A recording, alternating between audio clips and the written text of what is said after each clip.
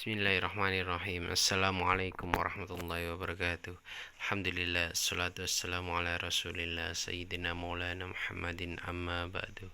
Apa kabar anda sekalian? Ustadz harap kalian dalam keadaan sehat dan siap mengikuti pembelajaran pada pagi hari ini.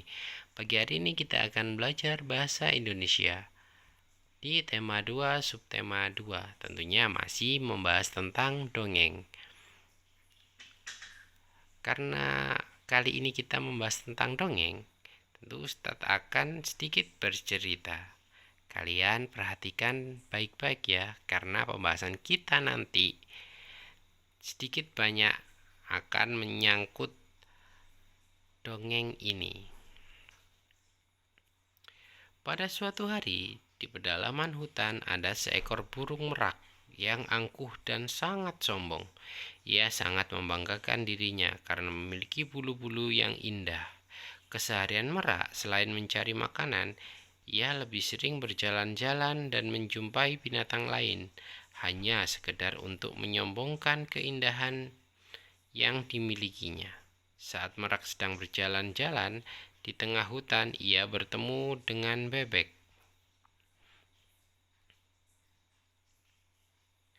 Dan seperti biasa, merak beraksi menyombongkan dirinya. Ia mulai merentangkan bulu indahnya di hadapan si bebek. "Lihat, bebek, lihat bulu indahku ini. Apakah kau punya bulu yang indah seperti diriku?" kata merak. Bebek yang tidak suka berdebat akhirnya memilih diam dan pergi meninggalkan merak yang sombong itu. "Ah, kau ini memang bebek payah dan jelek," ujar merak melihat bebek pergi meninggalkannya. Tidak berapa lama hinggaplah bangau, dan seperti biasa merak mulai merentangkan bulunya yang indah di bawah sinar matahari. "Bangau, coba kau lihat," kata merak. "Dapatkah kau mengalahkan keindahanku? Lihat, aku bermandikan kemewahan dan pelangi, sedangkan bulumu kusam, kelabu seperti debu." Bangau pun mulai merentangkan sayapnya dengan lebar-lebar. Kemudian ia terbang ke atas. Di atas, bangau berbicara kepada merak. "Merak, lihatlah aku. Apakah kau bisa terbang seperti aku? Ikutilah aku jika kau bisa," kata bangau. Akan tetapi merak hanya bisa diam berdiri terpaku karena ia tidak bisa terbang ke atas seperti bangau. Sekian ceritanya. Ustadz harap kalian menikmati ceritanya ya. Kali ini kita akan membahas tentang menjelaskan isi dongeng. Bagaimana cara kita untuk menjelaskan isi dongeng? Tentunya menjelaskan isi dongeng dengan cara menjawab pertanyaan berdasarkan kata tanya. Kata tanya dibedakan menjadi 6. Kata tanya apa, di mana, kapan, siapa, mengapa, dan bagaimana. Ustadz berikan contoh ya. Contohnya kata di mana. Ketika kalian mendapati sebuah pertanyaan, di mana latar cerita tadi? Kalau kalian benar-benar memahami ceritanya, tentu kalian tahu latarnya ada di mana. Atau contoh lain, siapa tokoh yang ada dalam cerita di atas? Sekali lagi, ketika kalian benar-benar cermat dan paham ceritanya, tentu kalian bisa menjelaskan isi dongengnya. Kemudian contoh lain, bagaimana sikap bebek ketika merak menyombongkan dirinya?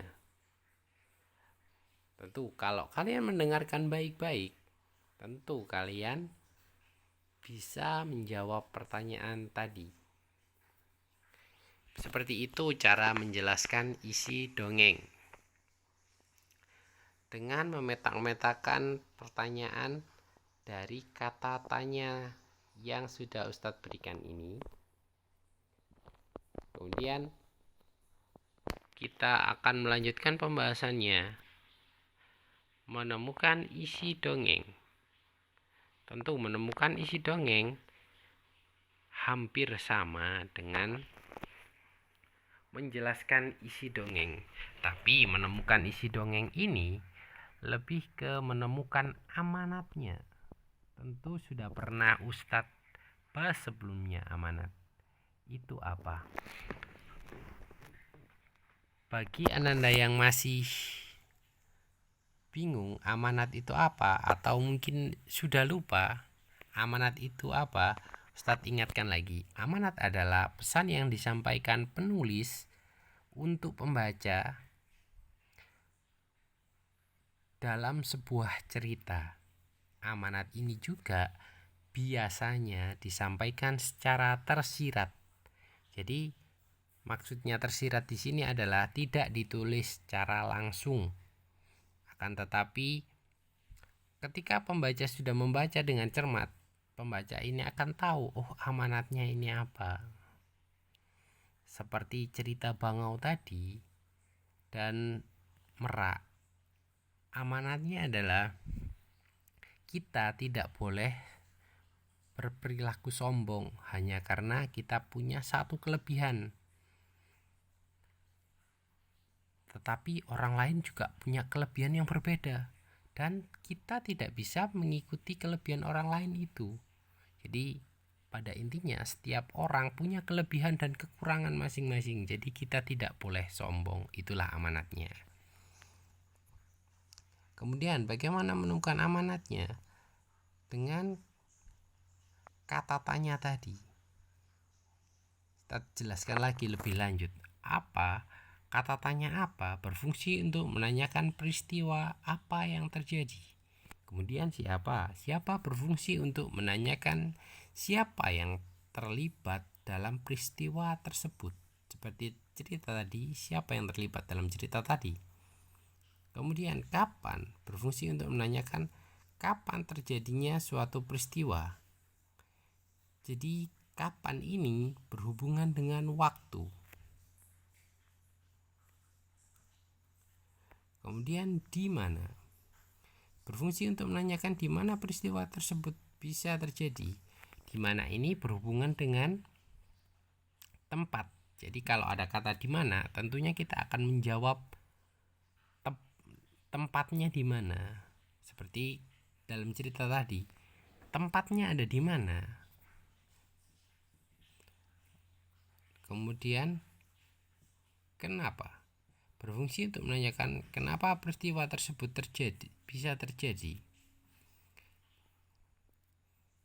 Dan bagaimana? Bagaimana berfungsi untuk menanyakan bagaimana suatu peristiwa tersebut terjadi. Jadi kenapa dan bagaimana ini hampir sama, tapi berbeda. Kalau untuk bagaimana ini penjelasannya biasanya lebih panjang dari kenapa. Kalau kenapa mungkin bisa lebih pendek. Kalau bagaimana ini bisa lebih panjang.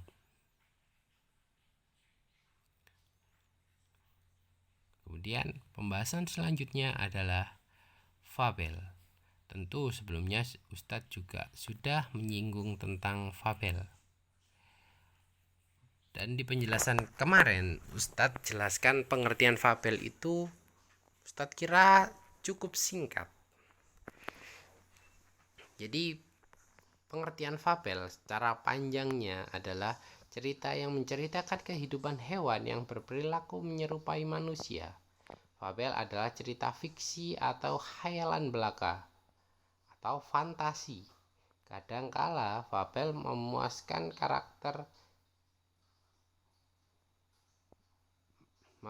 kadang fabel memasukkan karakter minoritas berupa manusia. Cerita fabel juga sering disebut cerita moral karena mengandung pesan yang berkaitan dengan moral. Tokoh-tokoh cerita dalam fabel semuanya binatang. Binatang tersebut diceritakan mempunyai akal, tingkah laku, dan dapat berbicara seperti manusia. Watak dan budi manusia juga digambarkan sedemikian rupa melalui tokoh binatang tersebut. Tujuan fabel adalah memberikan ajaran moral dengan menunjukkan sifat-sifat jelek manusia melalui simbol binatang-binatang. melalui tokoh binatang, pengaruh ingin mempengaruhi pembaca agar mencontoh yang baik dan tidak mencontoh yang tidak baik. Jadi secara panjangnya pengertian fabel itu seperti itu. Tapi ketika kalian mendapati pertanyaan apa itu fabel, kalian bisa menjawab cerita yang tokohnya adalah hewan. Ketika kalian menjawab seperti itu, Ustadz kira itu sudah jawaban yang benar, sudah bisa mengamarkan. Tapi ketika kalian ingin menjawab lebih detail lagi, jadi fabel itu seperti ini.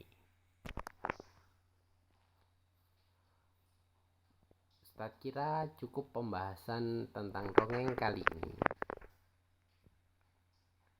Jadi Ustadz mohon maaf kalau masih ada banyak kesalahan dalam video ini. Dan terima kasih sudah menyaksikan serta semangat belajar. Wassalamualaikum warahmatullahi wabarakatuh.